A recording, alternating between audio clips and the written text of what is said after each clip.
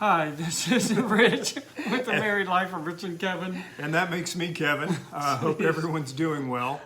Right out of the gate, an apology. This time lag between videos was my fault. I was in the process of getting a new job, and the last 3 weeks were spent with interviews. About 2.5 weeks ago, I actually got the offer and I accepted it. However, it was contingent upon passing security check, independence check, background check, and it was all pretty involved, and there were a lot of documents and things that I needed to submit, not only for my personal information and finances, but since we're married, for Rich's as well. And so it was a very long process, and so anyway, it's all over and done with. Everything passed. My first day is tomorrow. So yeah, so more details on that later, but that is the reason for the month-long lag in between videos. So I don't have a reason, I'm just lazy. No. so no, just had other things that required my immediate attention, and then also some things that he had to scramble to dig up so that we could submit, but everything's cool. And finally, at long last, we've mentioned it several times, we're going to be talking about household finances and how we do our finances. And I want to say out of the gate, and I'll say this several times, we are not giving anybody financial advice. Nope. We are not telling anyone what they should do, what they ought to do, what they should not do. We're just talking about how we do ours. And so it's pretty all-inclusive. So we figured out the best way to do would be to break the whole thing up into 2 or 3, maybe 4 videos. Yeah. It all depends. Also, it'll depend because we do get a good response back from you all. Mm-hmm. So if there's something we don't touch on, you want to see more of, let us know.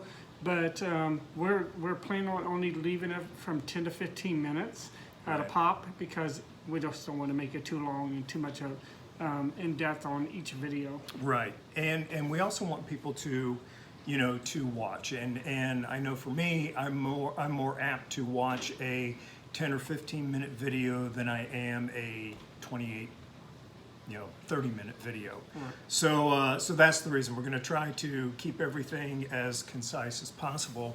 So this first one's really sort of just an introductory video, and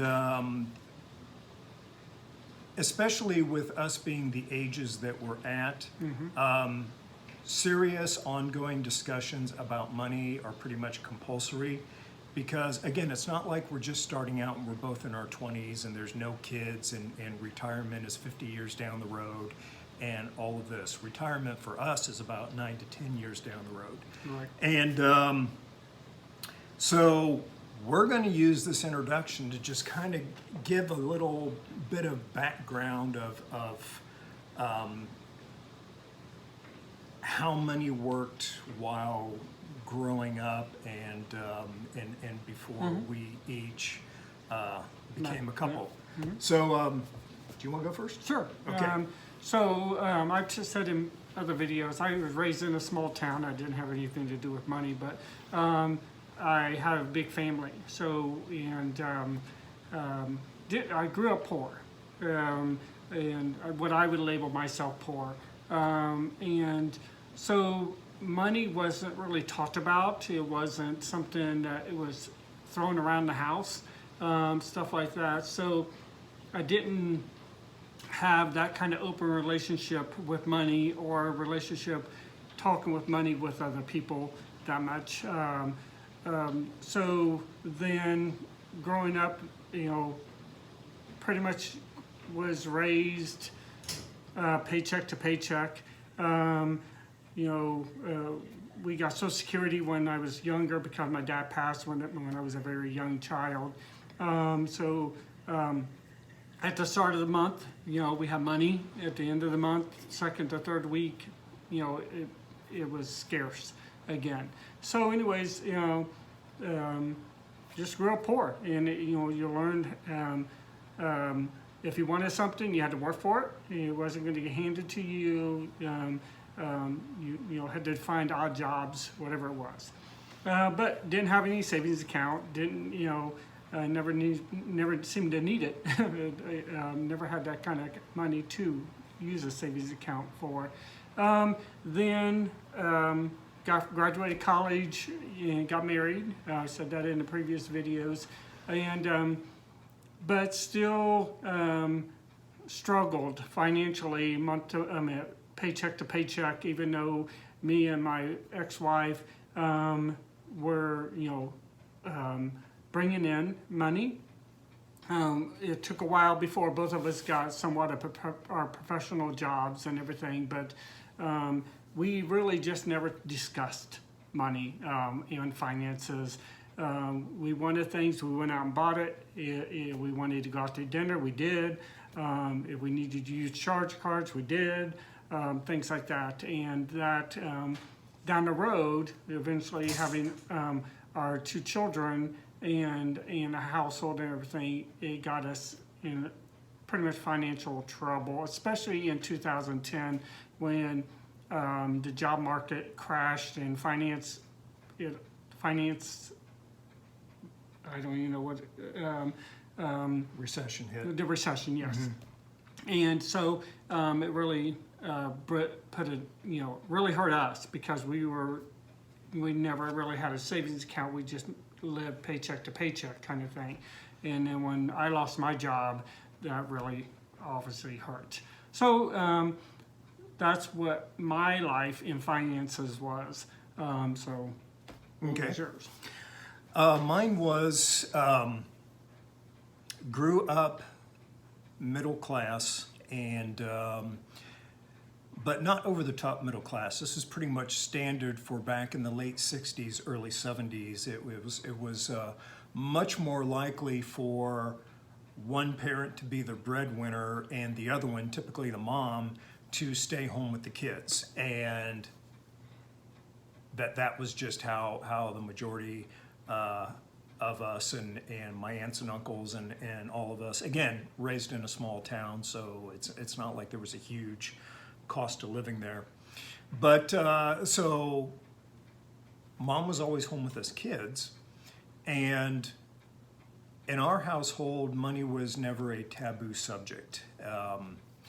As far as I remember, my folks never had any arguments about money. What would happen is my dad would bring home the paycheck, he would endorse it, he would give it to my mom, and she would do whatever it is she needed to do, groceries, gas, clothes. They were very good about guesstimating how much would be left over in a particular month. And again, and I've discovered throughout my life, this is somewhat of a rare thing, they were always on the same page where finances were concerned, and there was always total trust in between the two of them. So growing up, we always were able to live beneath our means more months than not. And that's still a rarity, because for most of us, expenses and income, as our income rises, our expenses rise along with it. And the trick, and something that requires some thought and some rudimentary planning is, as your expenses rise, it's okay, or as your income rises, it's okay if your expenses rise, but you don't want them rising at the same level or above, if you can realistically keep from it. And that is something that I took with me out into the world, and especially after I got my own place and I got my own professional job, and like I talked about in my video, there were some points in my life where I worked 2 full-time jobs, so that not only could I meet my monthly expenses, but I could also start to put together, just some outside savings, just in case something comes up. You have an expensive car repair, or you've got a kitty that gets sick, or you want to go a little wild on some gifts for family and friends at Christmas time. So money had no mystique to me. It is I've always been brought up to see it as a tool, and that's about as enamored as I've ever gotten with it. It's a tool, and regardless of what anyone believes, it is for the time being a necessary one. So I tried to always be careful about not making any money mistakes, and grace be to God, I've been largely successful with that. So different backgrounds and everything. So I didn't realize. oh yeah, So what there's we're time. doing, what we Yeah. keep looking down at is we have a stopwatch on another phone, Mm-hmm. which is so silly because we have our clock Right. right on. Yeah. So basically, once I got into a relationship with Rich, and this was going to be the one, I did have a couple of boyfriends before I met Rich, but those all fizzled for various reasons, and so we never really got around to having the money conversation. But so when Rich and I were getting serious, it was time to talk about what's this going to look like for us financially, and we took a good long time discussing it. I mean, Well, yeah. it was 2 years before we even moved in together, Right. so we had ample time. There was no mad rush, but it got to the point where I pulled out all of my financial statements. I pulled out all of my tax returns. He did the same. Pulled up credit reports, and he did the same. And we, talked about where we came from, where we were, kind of what we want going forward. And we decided that going forward, we were going to make every effort to live on at or around half of our combined income. Right. And the main reason for that is we've all known of people who, both spouses have a good job, but they spend the money as soon as it comes in the door, and then something happens to one or both of them, and they're screwed because they're a 2-paycheck household, and something happens to disrupt that, and then the panic and the fear sets in, and there's radical lifestyle changes that have to be considered, and it can really take a toll on a relationship because arguments about money are still one of the main stressors in a marriage or in any kind of committed relationship. Right. So we didn't want that for us. No. And good thing too, because the way that 2020 treated a lot of people found themselves in that situation, that everything was fine, but then because of COVID, businesses were shut down. Some people were ordered to stay home. They were deemed non-essential, and that second income stream dried up. And with as close as we are to retirement, we don't want that. No. Our goal is to make sure that we have as much freedom and flexibility during our retirement years as is realistically possible. And so anyway, we had the discussion and we opted to do this. And also another reason is this other half of the income just isn't piling up someplace. We put in our we do our maximums in our retirement accounts. Right. He's putting money aside in both of his girls' 529 college savings plans. We've got healthcare savings accounts that we contribute money to. We've got giving that we do. We, spend money supporting local businesses and small businesses. And so this is all part of that flexibility. Right. And But I just don't want to, we're already into 15 yeah, minutes. that's okay if you've got a. But something I have to look at is, and it's something I don't want to happen, is like my mom. My mom lives off Social Security. If it wasn't for other family members and stuff, she probably wouldn't make it. I don't know how. And I don't want to be in that situation. Yeah. I don't want us to be in that situation. Right. I want to, when it's time to retire, that we can continue to live the lifestyle we are living now, Right. or better. Yep. I don't want to be worse. I Yep. want to be at the same level or better. Yeah, and please don't misunderstand, we are not bashing the government or Oh, no, anything no. like that.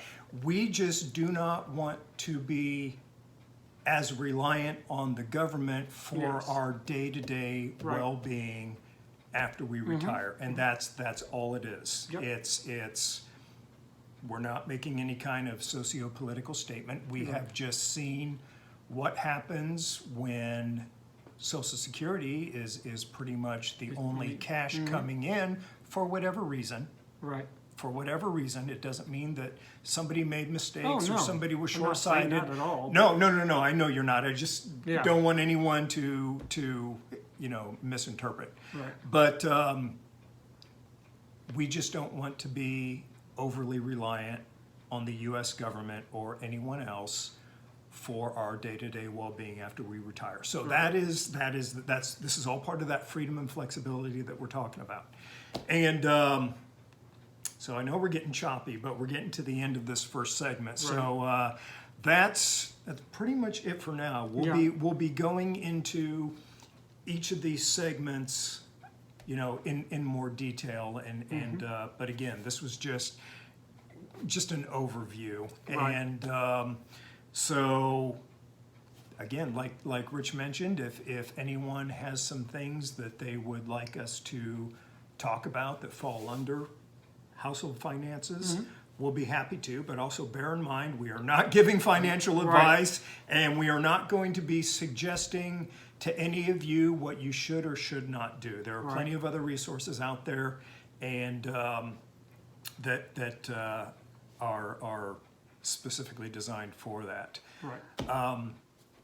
Anything else? Nope, just subscribe. Yeah, just subscribe, give us a like. Things like that. You know the routine. Yep. So, but no, we will try not to make it so long this time.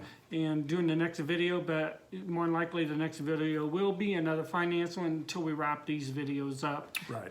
Then we'll get into another topic. Right. Nope. Have a good rest of the weekend. Yep. And talk to you later. All right. Take care. Bye.